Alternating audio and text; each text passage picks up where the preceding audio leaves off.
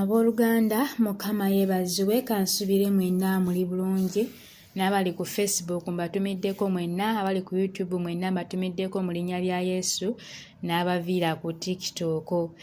Nasazeewo n'eŋŋamba engeri gye tusoma wano eno essuula yaffe tutubako wano ekigambo kye tusoma ekya Katonda, Sister Hope Jamia n'atusomerako n'abalala bonna abaasomye tumwaniriza wano ku gurupu yaffe. Twagituma edda twagitumanga essuula emu naye kati twakyusamu, olumu tusoma ne ku 4, olumu 2, olumu 3 bwetutyo ng'obudde omuntu bw'abeera afunyeewo.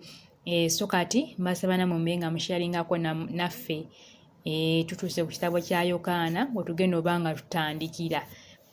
So mbasaba tube nga tuwuliza. Tuli ku the book of John oba ekitabo kya Yokaana. Mukama bampeere nnyo omukisa nga Sister Hope agenda kubeera nga atusomera.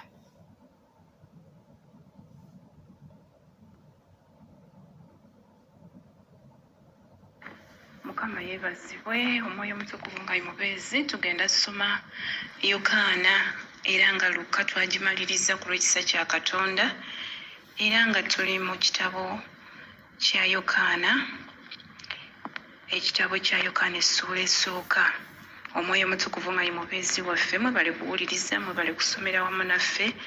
Mukama abawoonye omukisa bamikwano. Mujje ba Bible readers mwena abali eyo, mujje tusome eno mmere ya mwoyo. Amiina. Alya mmere eno agenda kubeera mulamu emirembe n'emirembe. Yokaana essuula esooka wagambye nti ku lubereberye waaliwo kigambo, kigambo n'aba wali Katonda, kigambo n'aba Katonda. Oyo yaliwo ku lubereberye awali Katonda. Ebintu byonna byakolebwa ku bw'oyo era awataali ye tewaakolebwa kintu na kimu ekyakolebwa. Obulamu bwali mu ye, obulamu ne buba omusana gw'abantu. Omusana ne gwaka mu kizikiza, so n'ekizikiza tekyagutegeera. Waalabika omuntu Katonda gwe yatuma erinnya lye Yokaana. Oyo yajja olw'okutegeeza, ategeeze eby'omusana. Bonna abakkiriza ku bubwe, bonna bakkirize ku bubwe. Olw'omunaana, oyo si ye musana wabula okutegeeza eby'omusana. Waliwo omusana ogw'amazima ogwakira buli muntu nga gujja mu nsi. Yali mu nsi, ensi yakolebwa ku bubwe era ensi teyamutegeera. Yajja mu matwale ge naye abaali mu matwale ge tebaamusembeza. Naye bonna abaamusembeza yabawa obuyinza okufuuka abaana ba Katonda be bakkiriza erinnya lye. Abataazaalibwa musaayi newankubadde okwagala kw'omubiri newankubadde okwagala kw'omuntu, naye abaazaalibwa Katonda. Kigambo n'afuuka omubiri n'abeerako gye tuli in bracket, ne tulaba ekitiibwa kye, ekitiibwa ng'ekyoyo eyazaalibwa omu yekka Kitaffe, ng'ajjudde ekisa n'amazima.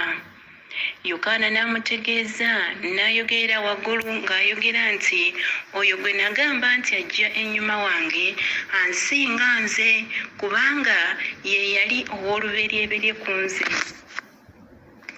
Kubanga kukujjula kweffe ffenna kwe twaweebwa, n'ekisa mu kifo ky'ekisa. Kubanga amateeka gaaweebwa ku bwa Musa, ekisa n'amazima byabaawo ku bwa Yesu Kristo. Tewaali eyali alabye ku Katonda wonna wonna. Omwana eyazaalibwa omu yekka aba mu kifuba kya Kitaffe, oyo yamutegeeza. Kuno kwe kutegeeza kwa Yokaana. Abayudaaya abaava e Yerusaalemi bwe baamutumira bakabona n'Abaleevi okumubuuza nti gwani, n'ayatula n'ategana, n'ayatula nti si nze Kristo. Ne bamubuuza nti kale oli ani? Oli Eriya? N'agamba nti si nze ye. Gwe nabbi oli? N'addamu nti nedda. Awo ne bamugamba nti oli ani? Tubaddemu abatutumye, weeyitaani? N'agamba nti nze ndi ddoboozi ly'omuntu ayogerera waggulu mu ddungu nti mulungamye olugaddo lwa Mukama nga nnabbi Isaaya bw'ayogera. Abaatuumibwa baali mu Bafalisaayo. Ne bamubuuza ne bamugamba nti oba ggwe toli Kristo oba Eriya oba nabbi oli, kale kiki ekikubatizisa? Yokaana n'abaddamu ng'agamba nti nze mbatiza n'amazzi, wakati mu mmwe ayimiridde omuntu gwe mutamanyi, ajja ennyuma wange, so nange sisaanira kusumulula lukoba lwa ngatto ye. Ebyo byakolerwa Besaniya, emitala wa Yoludaani, Yokaana gye baamubatiriza. Olunaku olwokubiri n'alaba Yesu ng'ajja gy'ali, n'agamba nti laba, omwana gw'endiga gwa Katonda ajjawo ebibi by'ensi. Oyo gwe nagamba nti ennyuma wange ejjayo omuntu ansinga, kubanga ye yali ow'olubereberye ku nze, nange saamumanya, naye yayolesebwa Isirayiri, kyennava njija nga mbatiza n'amazzi. Yokaana n'ategeeza ng'agamba nti nalaba Omwoyo ng'ava mu ggulu ng'ejjiba n'abeera ku ye, nange saamumanya, naye eyantuma okubatiza n'amazzi ye yagamba nti gw'oliraba Omwoyo ng'akka ng'abeera ku ye, oyo y'abatiza n'Omwoyo Omutukuvu. Nange ne ndaba ne ntegeeza nti oyo ye Mwana wa Katonda. Olunaku olwaddirira nate Yokaana yali ayimiridde n'ab'okubayigirizwa be babiri. N'atunuulira Yesu ng'atambula n'agamba nti laba, omwana gw'endiga gwa Katonda. Abayigirizwa abo ababiri ne bawulira ng'ayogera ne bagoberera Yesu. Yesu n'akyuka n'alaba nga bamugoberera, n'abagamba nti munoonya ki?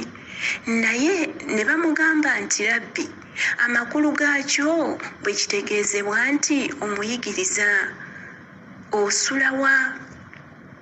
N'abagamba nti mujje munaalabawo. Ne bajja ne balaba w'asula, ne basula ewuwo olunaku olwo. Obudde bwali nga ssaawa ya 10. Andereya muganda wa Simyoni Peetero, ye omu ku baali ababiri abaawulira Yokaana ng'ayogera, ne bamugoberera. Ye n'asooka okulaba muganda we ye Simyoni, n'amugamba nti tulabye Kristo, amakulu gaakyo bwe kitegeezebwa nti eyafukibwako amafuta. Olwanamu 2:42 n'amuleeta eri Yesu.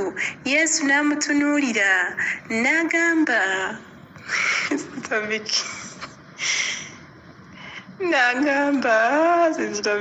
sitabiki maama mbadde kukiye akanyereka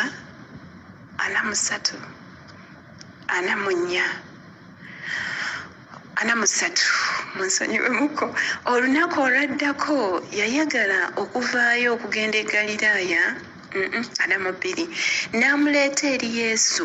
Yesu n'amutunuulira n'agamba nti ggwe Simeyoni, omwana wa Yokaana, onooyitibwanga Keefa, in bracket amakulu gaalyo bwe litegeezebwa nti Peetero.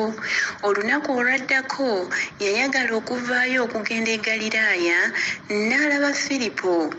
Yesu n'amugamba nti ngoberera. Naye Firipo yali